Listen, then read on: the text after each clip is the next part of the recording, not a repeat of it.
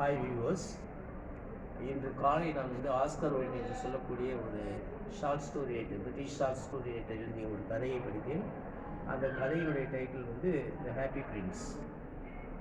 ஒரு அழகிய நகரம், அந்த அழகிய நாடை ஒரு ஹாப்பி பிரின்ஸ் என்பவர் ஆண்டு வருகிறார். அவருக்கு துக்கம் என்பதே எங்கும் தெரியாது. ஏன்னால் அவர் வாழ்ந்த அரண்மனை சுற்றி மதில் சூழல் இருந்ததுனால மதில் சூழலுக்கு பின்னால் இருக்கக்கூடிய மக்களை பற்றி எந்த விஷயமும் தெரியாது. ஒரு நாள் ஒரு காய்ச்சல் அதிகமானதுனால இறந்து விடுறாரு.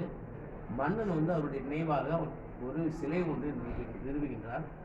அந்த சிலை ஒரு உயரமான இடத்தில் வைக்கப்பட்டுள்ளது. அந்த சிலை தங்க பிளேட் சில ஃபுல்லாக உருவாக்கியிருக்காங்க. 2 கண்களும் சபையை சொல்லக்கூடிய விலை உயர்ந்த கற்களால் ஆக்கப்பட்டுள்ளது.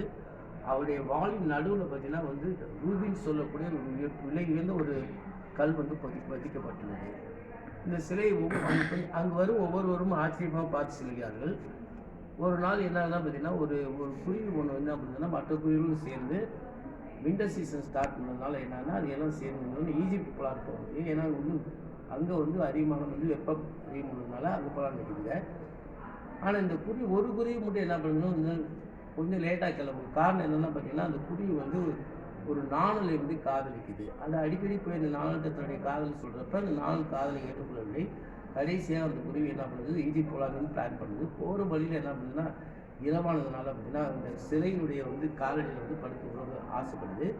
கடைசியாக பார்த்தீங்கன்னா சந்தோஷத்தில் என்ன சொல்றது, இது மாதிரி யாருக்கும் கிடைக்காம எனக்கு ஒரு தங்கத்தாலான ஒரு பெட்டு ஒன்று கிடச்சிது. தூங்கிட்டு இருக்கப்போ என்ன பண்ணுறது, கொஞ்சம் நேரத்தில் பார்த்தீங்கன்னா ஒரு சில தண்ணி மேலே விழுது. வானத்தை பார்க்குறப்ப மழை பெய்யக்கூடிய எந்த அறிகுறியும் கிடையாது. திருப்பி கண்ணை மூடி படுத்துது. திருப்பி கொஞ்ச நேரம் போயிட்டு திருப்பி ஒரு சுற்று தண்ணி விழுகுது. மேலே பார்க்குறது யாருமே கிடையாது. திருப்பி படுக்குது. மீண்டும் ஒரு சுற்று மழை திருப்பி விழுகுமே. மேலே பார்க்குறது பார்த்தீங்கன்னா அந்த ஹாப்பி பிரின்ஸ் அழுதுகிட்டு இருக்காரு.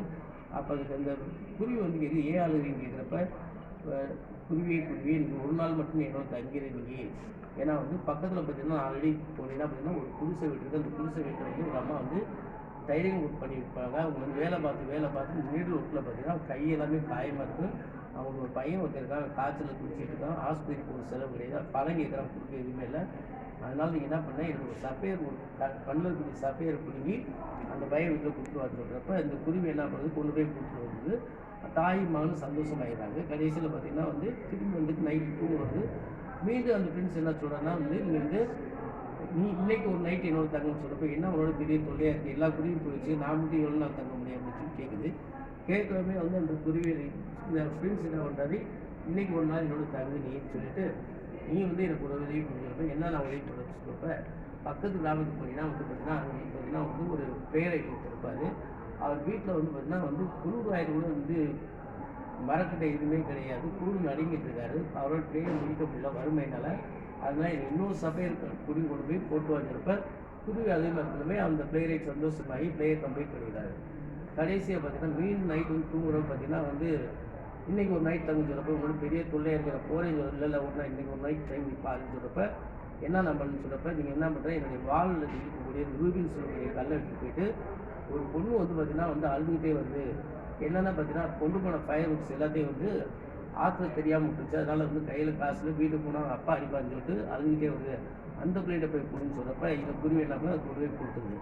அப்பா ஆளை விட்டா அப்படின்னு சொல்லிட்டு கிளம்பலாம் பார்க்குற இடத்துல திருப்பி இந்த ஃப்ரெண்ட்ஸ் என்ன பண்ணாரு, நீ இன்றைக்கி ஒரு நைட் தங்கி என்னுடைய நாடு ஃபுல்லாக சுற்றி வரணும் பார்த்தீங்கன்னா அது கஷ்டப்படுற மக்கள் யாரும் சேர்த்தாங்க பார்க்க சொல்லியிருக்கப்ப இந்த குருவி போய் பார்க்குறது நிறைய பார்த்தீங்கன்னா பணக்கார வீட்டு வாசலில் பார்த்தீங்கன்னா ஏழை நிறைய பேர் உட்காந்துருக்காங்க. அவங்க எந்த வித சாப்பாடு கொடுக்காம பணக்காரங்களாம் இருக்காங்க. அதே சின்ன பசங்கள்லாம் குளிர் நடிக்கிட்டு இருக்காங்க. ட்ரெஸ் இல்லாமல் சாப்பாடுலாம் நடிக்கிறதுக்குமே என்ன பண்ணுது, என்னுடைய கோல்டன் லீஃப் எல்லாத்தையும் குடிக்கு போய் இல்லாதவங்களாம் போய் குடின்னு சொல்கிறப்ப இப்போ எல்லாத்தையும் பிச்சு கொண்டு போய் எல்லாத்தையும் கொடுத்து வந்து பசங்கள்லாம் மகிழ்ச்சி ஆகிறாங்க. எல்லாம் சாப்பிட்டு வைக்கிறாங்க, சந்தோஷமாக இருக்காங்க.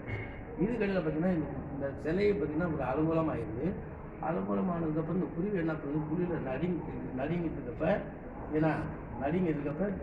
அப்போ என்ன பண்ணுன்னா குருவி நடுங்குது, பயங்கரமாக நடுங்குறப்ப என்ன பண்ணுன்னா அந்த குருவி சொல்லு, இது மாதிரி நான் அநேகமாக எனக்கு உடம்பு சரியில்லை, சீக்கிரமாக சேர்த்து வச்சுருக்கப்ப நான் சாகிறதுக்குனால உனக்கு முத்தம் கொடுக்குறது சொல்லி குருவி என்ன பண்ணுறது பிரின்ஸ்ட்டை கேட்குமே. ஹாப்பி பிரின்ஸ் தாராளமாக கொடுக்குறப்ப ஒரு முட்டை விட்டு கீழே வந்து செத்துருது. சாகாமே அப்படின்னா சிலையுடைய வந்து உடம்பு 2ஆக வெடிக்குது. அப்போ என்னென்ன பார்த்தீங்கன்னா அது இதே வந்து இரும்பாளனை படுத்து கீழே வந்துடுது. இப்போ அந்த செத்துப்போன குருவிக்கு பக்கத்தில் அந்த இரும்பாளனை அந்த பீஸோட வந்து ஹார்ட் வந்து விழுந்துது. விழுகமே என்னென்ன பார்த்தீங்கன்னா வந்துட்டு கொஞ்ச நாளில் பார்த்தீங்கன்னா வந்துட்டு அந்த சேர்மன் என்ன பண்ணுறான், சிலையை வந்து பார்க்குறான். பார்த்தா அலங்கோலமாக இருக்குமே, சிலையை வந்து என்ன பண்ணுறான், இடிச்சு தள்ளிடுறானுங்க.